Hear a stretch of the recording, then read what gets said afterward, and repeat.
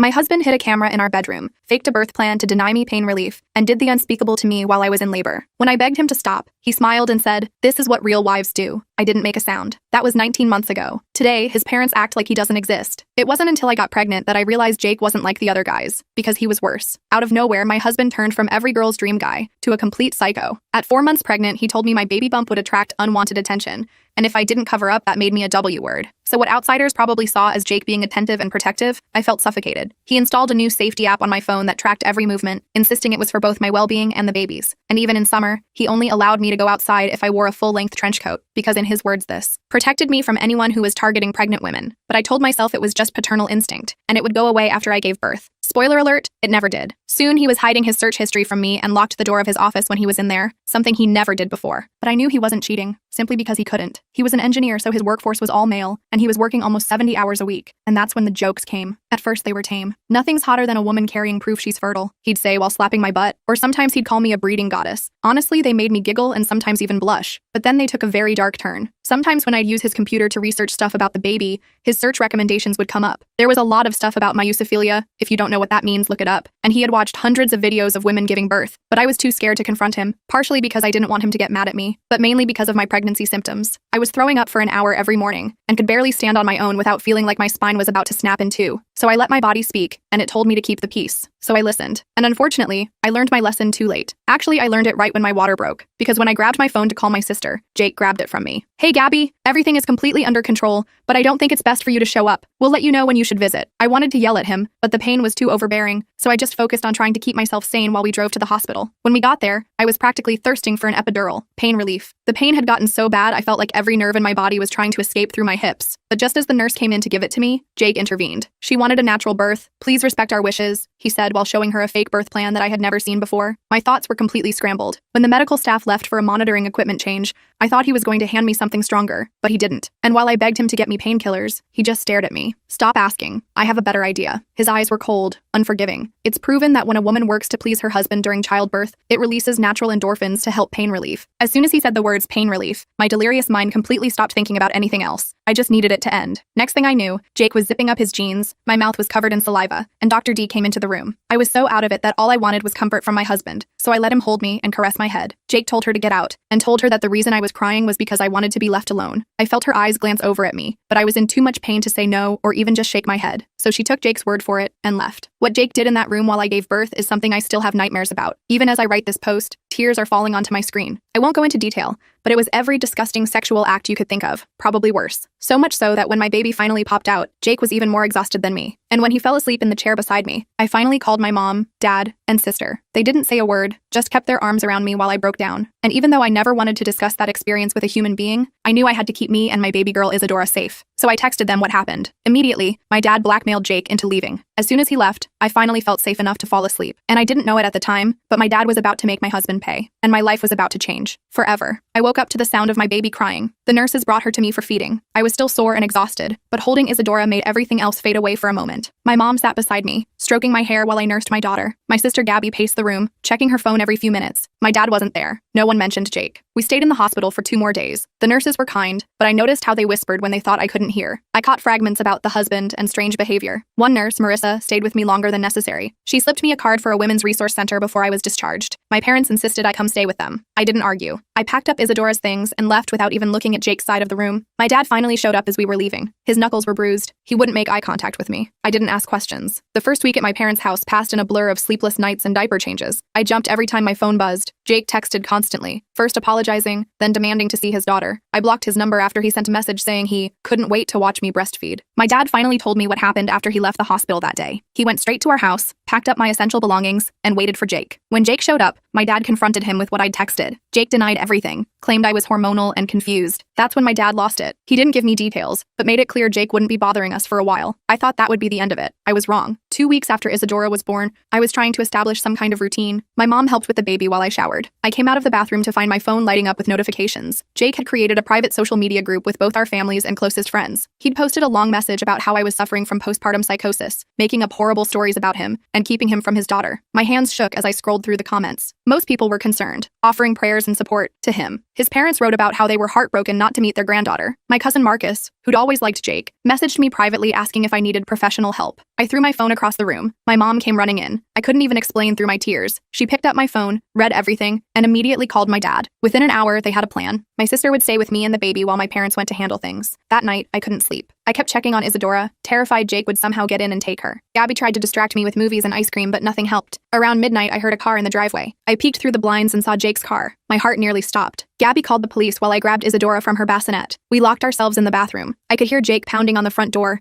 yelling my name. The minutes stretched like hours before I heard sirens. The pounding stopped. Through the bathroom window, I watched the police talk to Jake. He was gesturing wildly, pointing at the house. Eventually, they made him leave. My parents returned the next morning. They'd been to see a lawyer friend, Tara Novak. She helped them file an emergency protective order against Jake. My dad handed me a folder of paperwork. Divorce papers were already drawn up. All I had to do was sign. I should have felt relieved. Instead, I felt numb. This wasn't how my life was supposed to go. Jake and I had been together since college. He'd been sweet, funny, ambitious. When did he change? Or was this who he'd always been, just waiting for the right moment to show his true self? The protective order gave me some peace of mind, but Jake found ways around it. He started sending gifts for Isadora to my parents' house. Expensive baby clothes, toys, a custom-made crib. Each package included a note about how much he missed his girls. I threw everything away. When Isadora was a month old, I finally agreed to meet with Tara to discuss the divorce. She was straightforward and kind, explaining my options without judgment. As I described Jake's behavior during my pregnancy and birth, her expression darkened. "This isn't just grounds for divorce," she said. "What he did to you in the hospital was assault. We should consider pressing charges." The thought of having to testify, of people hearing the details of what happened, made me physically ill. I shook my head. "I just want him gone. I want to protect my daughter." Tara nodded, understanding. "Let's focus on the divorce and custody then, but keep a record of everything. Every text, every gift, every time he shows up uninvited. Document it all." I started keeping a journal. Each night after putting Isadora to bed, I wrote down every interaction with Jake, every strange feeling, every nightmare. It helped somehow, getting it all out of my head and onto paper. Jake contested the divorce, of course. He demanded joint custody and visitation rights. The thought of Isadora alone with him made me sick. Tara assured me that given his behavior, supervised visitation was the most he could hope for. 3 months after Isadora's birth, I finally felt strong enough to go back to our house. My dad and brother-in-law Theo came with me. The place looked exactly as I'd left it, except for Jake's office. The door was wide open, the room completely empty. No computer, no files, nothing on the walls. Even the desk was gone. I went through the rest of the house, packing up clothes and personal items I wanted to keep. In our bedroom, I found a box hidden in the back of the closet. Inside were dozens of flash drives labeled with dates corresponding to my pregnancy. My hands trembled as I showed them to my dad. We took the drives to Tara's office. She had her IT guy, Vincent, check them. They contained videos, recordings of me sleeping, showering, changing clothes, all taken without my knowledge during my pregnancy. There were also folders of birth videos Jake had downloaded, edited to put my face on the women's bodies. Tara immediately filed for an amended protective order. The evidence was enough for the judge to grant a temporary full custody order. Jake would have no contact with Isadora until a full hearing could be held. I thought this would make Jake back off. Instead, it made him more determined. He started showing up at my parents' house at random times,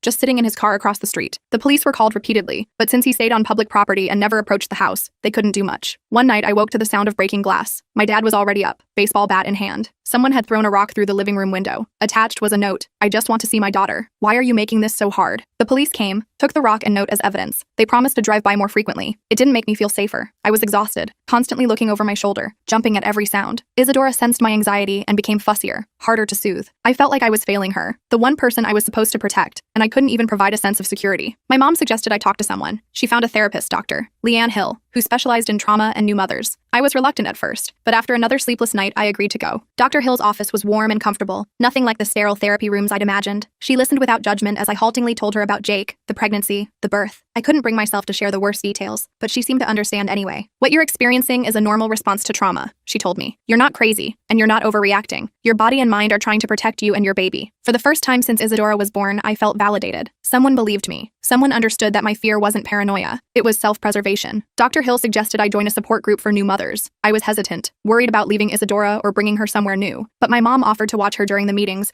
and I desperately needed to talk to someone who wasn't family. The group met in a community center downtown. There were 8 other women, all with babies under a year old. The facilitator, Skylar, had a gentle voice and kind eyes. She asked each of us to share only what we felt comfortable with. When my turn came, I just said I was dealing with a difficult separation and adjusting to being a single mom. After the meeting, a woman named Renee approached me. She had twins, just a few months older than Isadora. She told me she'd left her husband after he became controlling during her pregnancy. I felt an immediate connection. We exchanged numbers and started texting regularly. Having a friend who understood made a huge difference. Renee didn't judge when I texted at 3 a.m., panicking because I thought I heard someone outside. She shared resources, recommended books, and reminded me I wasn't alone. Meanwhile, Jake's behavior grew more erratic. He started sending emails to my entire family, claiming I was mentally unstable and keeping his daughter from him out of spite. He contacted my old coworkers, telling them I needed intervention. He even reached out to my college roommate, Alicia, who I hadn't spoken to in years. Alicia forwarded me the message. Jake had written a long, rambling email about how I'd changed, how I was making up stories about him, how he just wanted his family back. It was so convincing that Alicia had almost believed him. She called me, concerned, and I ended up telling her everything. She was horrified and promised to block Jake immediately. The custody hearing was scheduled for when Isadora turned 6 months old. As the date approached, Jake's harassment intensified. He created fake social media accounts to message me after I blocked his real ones. He sent letters to my parents' house, alternating between pleading and threatening. Once, he even sent flowers to Dr. Hill's office with a card thanking her for helping my wife through her delusions. I was terrified of seeing him in court. Dr. Hill helped me prepare, teaching me grounding techniques for when anxiety hit. Tara assured me I wouldn't have to speak directly to Jake, and security would be present. The night before the hearing, I barely slept. I kept imagining worst-case scenarios. What if the judge didn't believe me? What if they gave Jake unsupervised visits? What if he tried to take Isadora and run? My mom sat with me, holding Isadora while I paced. She reminded me of all the evidence we had, the videos, the threatening messages, the police reports from when he showed up at the house. Tara was confident, but still, I couldn't shake the fear. The morning of the hearing, I dressed carefully in a simple blue dress and low heels. I wanted to look put together, but not like I was trying too hard. My dad drove us to the courthouse while my mom stayed home with Isadora. I couldn't bear the thought of her being in the same room as Jake. Walking into the courthouse, I felt like I might throw up. Tara met us at the entrance, professional and calm in her navy suit. She briefed me again on what to expect, reminding me to stay composed no matter what Jake or his lawyer said. And then I saw him. Jake was standing near the courtroom doors, talking to a man I assumed was his lawyer. He looked thinner than I remembered, with dark circles under his eyes. When he spotted me, his expression changed from tense to something almost hungry. I froze. My dad stepped between us, and Tara quickly ushered me into a side room. She told me to take deep breaths while she went to speak with the bailiff. When she returned, she said they'd arranged for me to enter through a different door so I wouldn't have to walk past Jake. The hearing itself was a blur. Jake's lawyer painted him as a devoted father being kept from his child by an unstable mother. He suggested my trauma claims were exaggerated, possibly even fabricated for sympathy. I gripped the edge of my seat so hard my knuckles turned white. Then Tara presented our evidence. The videos from the flash drives, the threatening messages, the police reports, statements from the hospital nurses who had witnessed Jake's controlling behavior. As each piece was shown, I could feel Jake's eyes boring into me from across the room. When the judge called a recess to review everything, I rushed to the bathroom and threw up. Tara followed me, holding my hair back and offering a bottle of water. She told me I was doing great, that the judge seemed sympathetic to our case. Back in the courtroom, the judge announced his decision. Jake would be granted supervised visitation only, once a month, at a family center with a court-appointed supervisor present. He would undergo psychological evaluation and complete parenting classes before any change to the arrangement would be considered. Relief washed over me. It wasn't perfect. I wished Jake could be kept away completely, but it was better than I'd feared. As we left the courtroom, Jake called my name. I didn't turn around. That night, I slept better than I had in months. Isadora was safe. I was safe. We had time to figure out our next steps without the immediate threat of Jake having access to her. But my relief was short-lived. 2 days after the hearing, I took Isadora for a walk in her stroller. It was the first time I'd felt comfortable going out alone. We went to a small park near my parents' house. I was pushing her on the infant swing when I noticed a man watching us from a bench. It took me a moment to realize it was Jake. I grabbed Isadora and practically ran home, calling my dad as I went. By the time he got outside, Jake was gone. We called the police, but without proof he'd approached us or said anything threatening. There wasn't much they could do. Technically, being in a public park wasn't violating the protective order as long as he stayed a certain distance away. I was back to square one, afraid to leave the house. Dr. Hill suggested I document these accidental encounters, as they could establish a pattern of stalking. Tara agreed, saying we could use it to strengthen the protective order. Over the next few weeks, Jake seemed to be everywhere. I'd see him at the grocery store, at the coffee shop where Renee and I met for playdates, even driving past my therapist's office as I was leaving. Each time he'd make eye contact but never approach. Each time I'd report it, but nothing could be done. My dad installed security cameras around the house. My brother-in-law Theo, who worked in IT, set up an app that would alert everyone in the family if the cameras detected movement at night. We changed our routines, never going to the same place at the same time on the same day of the week. Despite these precautions, I still felt watched. One morning, I found a stuffed bear on the front porch. No note, no package, just sitting there as if someone had placed it carefully. The cameras hadn't picked up anyone approaching the house. I threw the bear away without letting it inside. Isadora's first supervised visit with Jake was scheduled for a Saturday morning at the family center. I was a nervous wreck. Tara reminded me that trained professionals would be present the entire time, and Jake wouldn't be allowed to take Isadora out of the room. Still, I considered not showing up. In the end, I went because I had to follow the court order. The family center was a cheerful building with colorful walls and toys everywhere. The supervisor, a woman named Jasmine, explained the rules to both of us separately. Jake would have 1 hour with Isadora. I would wait in a separate room. If at any point Jasmine felt uncomfortable, she would end the visit immediately. I handed Isadora to Jasmine, kissing her forehead before letting go. That hour was the longest of my life. I sat in the waiting room, checking my phone every 2 minutes, ready to rush in at the slightest hint something was wrong. When Jasmine finally brought Isadora back, I searched my daughter for any sign of distress. She seemed fine, maybe a a little tired. Jasmine reported that the visit had gone well. Jake had held Isadora, read her a book, played with some toys. Nothing concerning had happened. I should have been relieved. Instead, I felt uneasy. Jake had been on his best behavior, of course. He was smart enough to know this was all being documented. What would happen if he ever got unsupervised visits? As we were leaving, I noticed Jake watching us from his car in the parking lot. He wasn't supposed to be there. The rules stated we had to arrive and depart at different times to avoid contact. I hurried to my car,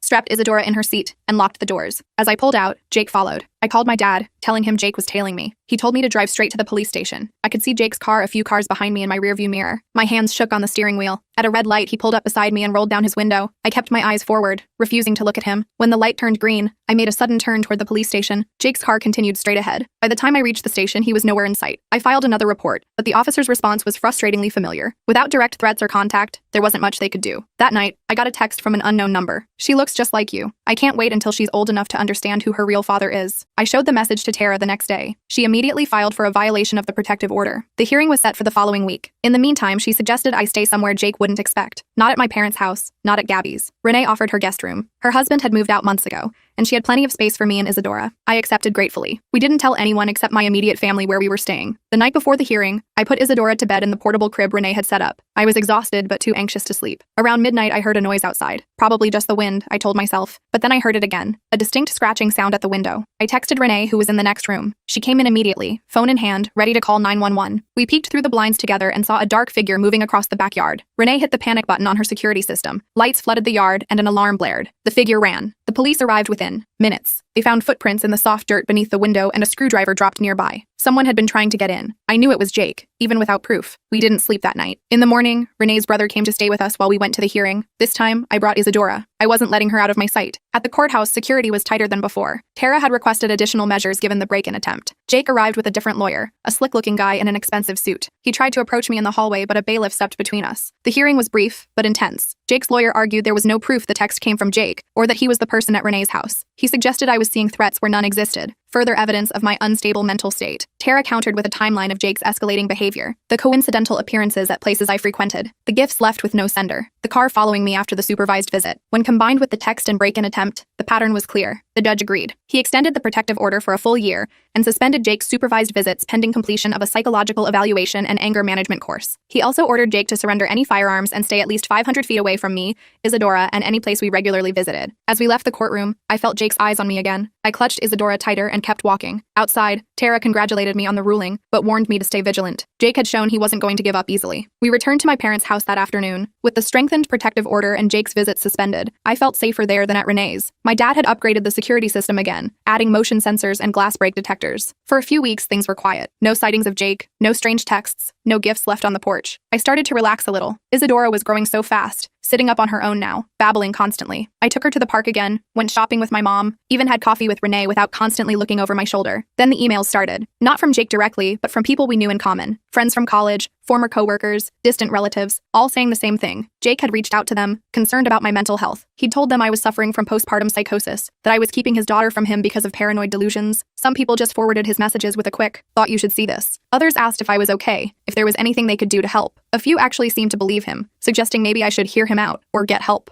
I was furious. Jake had found a way to harass me without violating the protective order. He was trying to isolate me, to make people doubt me. I forwarded everything to Tara, who said we could use it to show a pattern of continued harassment, but it would be hard to prove these contacts were threatening enough to violate the order. Dr. Hill suggested I draft a simple response to anyone who contacted me. "Thank you for your concern. I'm safe and well, but dealing with a difficult situation involving my ex-husband. I appreciate your support and understanding of my privacy at this time." It was neutral enough not to escalate things, but clear enough to counter Jake's narrative. Most people were understanding once I responded, but the damage was done. I felt exposed, vulnerable. Jake had turned my social circle into a battlefield, and I had no idea who I could trust. One evening, my mom was giving Isadora a bath while I sorted through some old clothes she'd outgrown. My phone rang with an unfamiliar number. Normally, I wouldn't answer, but something made me pick up. It was a woman named Morgan. She introduced herself as Jake's coworker. At first, I was ready to hang up, assuming this was another of Jake's manipulation tactics. But then she said something that made me freeze. "I think you should know Jake has pictures of your daughter all over his desk. Recent ones. He shows them to everyone, talking about how he sees her all the time." My blood ran cold. The only recent photos of Isadora were ones I'd shared privately with family or posted on my locked social media accounts. How did Jake have them? Morgan explained that she'd overheard Jake talking about following me, about watching me through windows. She'd thought he was just a heartbroken dad missing his kid until she heard him on the phone, saying he was making progress on his plan to get his family back, one way or another. I thanked her for calling, my voice shaking. After hanging up, I immediately called Tara. She said Morgan's information could help us, but we'd need her to make an official statement. I wasn't sure Morgan would be willing to go that far. That night, I checked all the windows twice before going to bed. I put Isadora's crib in my room instead of the nursery. Every noise made me jump. Around 3 a.m., I heard a distinct click from my phone. The screen lit up with a notification. Your location has been shared with Jake. I nearly screamed. How was this possible? I'd changed all my passwords, checked for tracking apps, even had Theo scan my phone for spyware. I woke my dad, showing him the notification with trembling hands. Theo came over first thing in the morning. He took my phone apart, checking every component. Finally, he found it. A tiny tracking device hidden inside the case. It wasn't connected to any app I had installed. Someone had physically placed it there. I tried to think when Jake could have had access to my phone. The only possibility was during one of his coincidental appearances, maybe bumping into me at the coffee shop or park. I hadn't let my phone out of my sight, but he was clever. He must have found a way. Theo removed the tracker and helped me get a new phone with a different number. We didn't activate any location services just to be safe. I felt violated all over again. Jake had been watching me, tracking me, all this time. Tara suggested we file for another emergency hearing based on this new evidence. The tracker was proof Jake had violated the protective order. Combined with Morgan's information about the photos and his statements at work, we had a strong case. But before we could file anything, Jake made his move. I was home alone with Isadora. My parents had gone to a doctor's appointment and Gabby was at work. It was a normal afternoon. I'd just put Isadora down for her nap and was folding laundry in the living room when I heard a car pull into the driveway. Through the window, I saw a delivery truck. A man in a uniform approached the door with a large package. I wasn't expecting anything, but deliveries for the baby were common enough that I didn't think twice about opening the door. The man asked me to sign for the package. As I reached for his electronic pad, he looked up, and I found myself staring into Jake's eyes. He disguised himself with a fake beard and hat, but I would recognize those eyes anywhere. I tried to slam the door, but he was faster. He pushed his way inside, dropping the fake package. I screamed and ran for the kitchen, grabbing my phone from the counter. Jake caught me before I could dial 911, knocking the phone from my hand. I just want to see her, he said, his voice eerily calm. You can't keep her from me. She's mine too. I remembered what Dr. Hill had taught me about staying calm in crisis situations. Jake fed off fear and reaction. I took a deep breath and tried to speak evenly. I told him he was violating the protective order, that the police would be here soon. I reminded him that if he left now, before anything happened, he might still have a chance at supervised visits in the future. Jake laughed, a hollow sound that made my skin crawl. I'm done playing by your rules, he said. I'm taking my daughter, and we're going somewhere you'll never find us. He started toward the hallway that led to the bedrooms. I couldn't let him reach Isadora. I grabbed the nearest object, a heavy glass vase, and swung it at him. It connected with his shoulder, making him stumble. I used that moment to run past him, positioning myself between him and the hallway. Jake's face contorted with rage. He lunged at me, grabbing my arms so hard I knew they would bruise. I fought back with everything I had, kicking, scratching, screaming. We crashed into the coffee table, sending books and magazines flying. In the struggle, my hand found my phone on the floor. I managed to hit the emergency SOS button before Jake knocked it away again. He didn't notice what I'd done. Stop fighting me, he shouted. This is all your fault. If you'd just been a good wife, a good mother,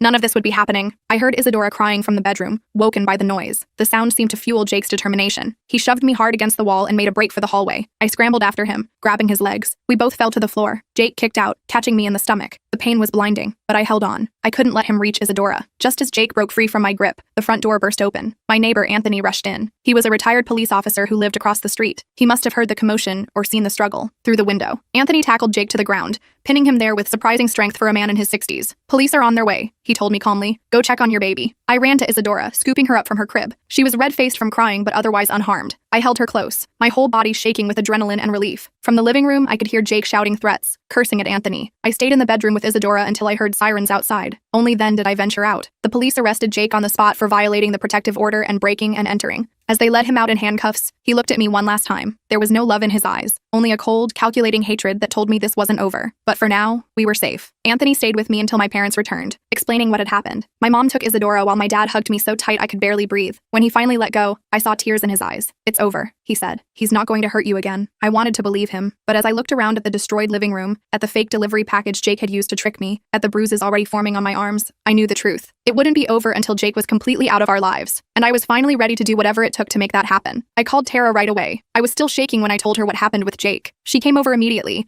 taking pictures of my bruises and the damage to the living room. She told me this was exactly what we needed to get Jake locked up for a while. The police had already taken him to the station, and she was going to make sure they kept him there. My parents insisted on staying with me and Isadora that night. None of us slept much. Every little noise made me jump. I kept checking on Isadora, making sure she was still breathing, still safe. My mom finally took over baby duty around 4 a.m. and forced me to at least lie down for a few hours. The next morning, Tara called with an update. Jake was being charged with multiple offenses: violating the protective order, breaking and entering, assault, and attempted kidnapping. The judge had denied bail given his history of escalating escalating behavior. I felt a wave of relief knowing he was locked up, at least for now. I spent the day giving statements to the police and meeting with a victim advocate named Zoe. She helped me understand what would happen next with Jake's case and connected me with resources for trauma support. My bruises were darkening, and my whole body ached from the fight, but I was alive. Isadora was safe. That's what mattered. A few days later, I got a call from Morgan, Jake's coworker. She'd heard about his arrest and wanted to know if I was okay. I thanked her for the warning call she'd given me earlier. She hesitated, then told me there was more I should know. We met at a coffee shop near my parents' house. Gabby came with me for support and to help with Isadora. Morgan looked nervous, constantly checking over her shoulder as if expecting Jake to appear despite being in jail. I should have told you sooner, she said, sliding a USB drive across the table. Jake had been planning this for months. He kept a journal on his work computer, detailing everything. How he was going to get Isadora, where he was going to take her. I stared at the small drive, afraid to touch it. How did you get this? Morgan explained that after Jake's arrest,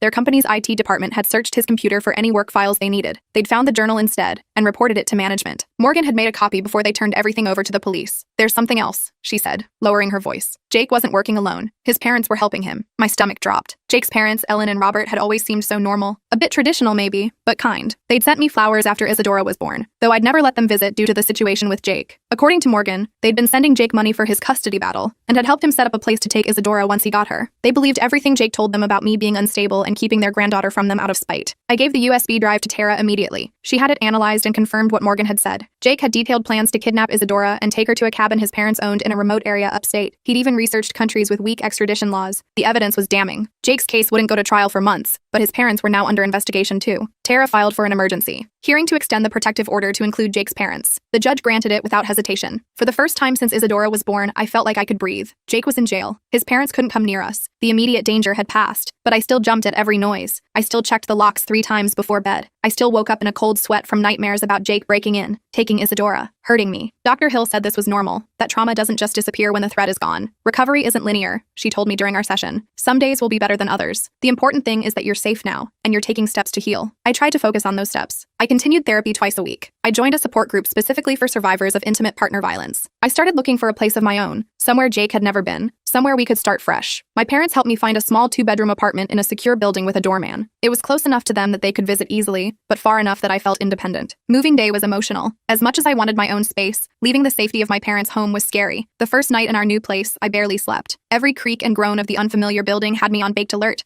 I'd installed extra locks, a security system, and cameras, but still didn't feel completely safe. I kept Isadora's crib right next to my bed. Slowly, we settled into a routine. I found a daycare nearby for Isadora so I could start working part-time from home. My sister helped me redecorate, filling the apartment with bright colors and new furniture. Nothing that reminded me of my life with Jake. Renee and her twins visited often for playdates. 3 months after Jake's arrest, his trial date was set. Tara prepared me for what to expect. I would have to testify, to describe the abuse during my pregnancy, the birth, the stalking, the attack. The thought made me physically ill, but I knew I had to do it. For Isadora. For myself. The week before the trial, I got a letter from Ellen, Jake's mom. It had been screened by my lawyer first to make sure it didn't contain threats. I almost didn't read it, but curiosity won out. The letter was an apology. Ellen wrote that she and Robert had been completely taken in by Jake's lies. They'd believed him when he said I was keeping Isadora from them out of spite. They'd believed him when he said he just wanted to be a father to his daughter. But after seeing the evidence, the videos, the journal entries, the tracking devices, they couldn't deny the truth anymore. She ended by saying they wouldn't contest the protective order and would respect my wishes regarding Isadora. They hoped someday I might allow them to know their granddaughter, but understood if that never happened. I didn't know how to feel about the letter. Part of me was relieved they weren't going to fight me. Part of me was still angry they'd enabled Jake for so long. I put the letter away, deciding I didn't need to make any decisions about it right now. The day of the trial arrived. I wore a simple blue dress, professional but not too formal. My mom came with me to watch Isadora while I testified. My dad and Gabby came for moral support. Dr. Hill had helped me prepare mentally, but nothing could really ready me for seeing Jake again. He looked different in his orange jumpsuit, thinner and somehow smaller than I remembered. When they brought him in, he didn't look at me at first, but as I took the stand, his eyes locked onto mine. I felt a chill run down my spine but forced myself to look away, focusing instead on Tara's encouraging nod. Testifying was even harder than I'd imagined. Having to describe the abuse, the stalking, the attack, all while Jake watched, was excruciating. His lawyer tried to paint me as unstable, suggesting I'd exaggerated or even invented incidents due to postpartum depression. But the evidence spoke for itself. The videos Jake had taken without my knowledge, the tracking device, the detailed kidnapping plans, the bruises from his attack. When it was over, I felt drained but also lighter somehow, like I'd set down a heavy burden I'd been carrying for too long. The jury deliberated for less than 3 hours before returning with a guilty verdict on all counts. Jake was sentenced to 8 years in prison with no possibility of parole for at least 5. The judge also granted a permanent restraining order that would remain in effect even after his release. Jake would never be allowed near me or Isadora again. As they led him away, Jake finally spoke directly to me. "This isn't over," he said, his voice cold. She's still my daughter. The bailiff quickly silenced him, but his words hung in the air. I refused to let them scare me. Jake had no power over us anymore. Outside the courthouse, surrounded by my family, I felt something I hadn't experienced in a long time. Hope. Not just relief that the immediate danger was past, but actual hope for our future. Isadora was growing so fast, already trying to pull herself up to stand, babbling her first attempts at words. She deserved a life filled with joy and safety, not overshadowed by fear. In the months that followed, we settled into our new normal. I went back to work full-time, finding a job I could do mostly from home. Isadora thrived at daycare, making friends and learning new skills every day. I made friends too, other moms from daycare, neighbors in our building, people from my support group who understood what I'd been through. I even started dating again, very cautiously. Nothing serious, just coffee or lunch with guys Renee or Gabby introduced me to. Most of the dates were awkward or boring,